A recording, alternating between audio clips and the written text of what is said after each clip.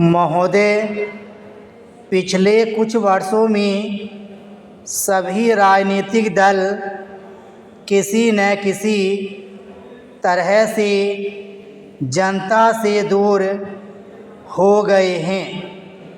आज हम और आप दोनों को अपनी जड़ों को फिर से जमाना होगा।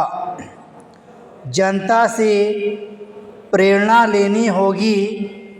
हमें जनता की आकांक्षाओं, उसकी मांगों और उसकी आवश्यकताओं के अनुसार चलना होगा।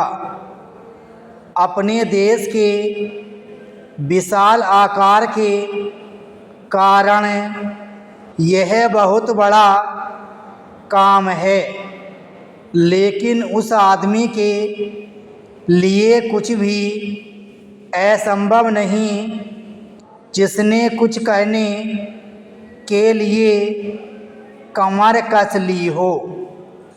कुछ देशों में लोग चढ़ने के लिए पहाड़ों की ऊंची से ऊंची चोटियों की तलाश में रहते हैं ताकि उनके मन और काम की चुनौतियों का समाधान हो सके। कुछ दूसरे छोटी छोटी नावों में सागरों और महासागरों को पार करने के लिए निकल पड़ते हैं। ये सब असाधारण उद्यम हैं, किंतु हमारी चुनौतियां तो हमारे दरवाजे पर ही दस्तक दे रही हैं। हमें ऊंचे ऊंचे पर्वतों पर या गहरे सागरों तक जाने की आवश्यकता नहीं। हमारे हर गांव में गरीबी है और घर घर में जात पात है। ये वे पर्वत हैं जिन पर हमें चढ़ना है और ये वे महासागर हैं जिन्हें हमें पार करना है।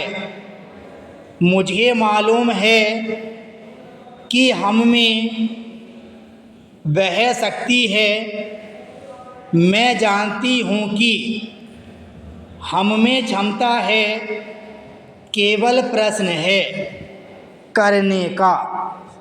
और मैं आशा करती हूँ कि यह सम्मेलन उस दिशा में ले जाने वाला एक छोटा सा कदम होगा।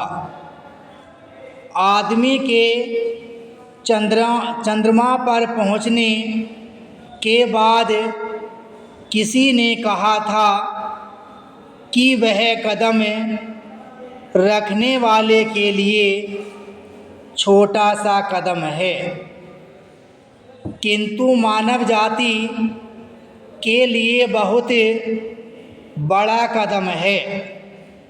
अतः मेरे विचार से आप कह सकते हैं कि आपके लिए यह छोटा सा कदम होगा, लेकिन यदि आप सफल हुए तो भारत के लिए यह महान कदम होगा। पैराचीन। मैं आशा करती हूँ कि आप इसे ध्यान में रखेंगे और दूसरों में उत्साह पैदा करेंगे, क्योंकि किसी भी तरह की उपलब्धि के रास्ते में सबसे बड़ी बाधाओं में से एक है।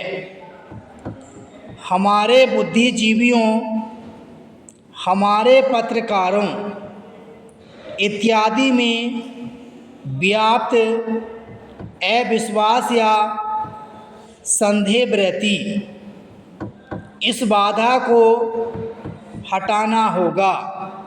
हमें अपने उत्साह को पुनः स्थापित करना होगा और उससे उत्पन्न होगा वह साहस, धैर्य और संकल्प शक्ति जो उन बहुत सी चीज़ों को प्राप्त करने के लिए आवश्यक है जो हमें प्राप्त करनी ही चाहिए।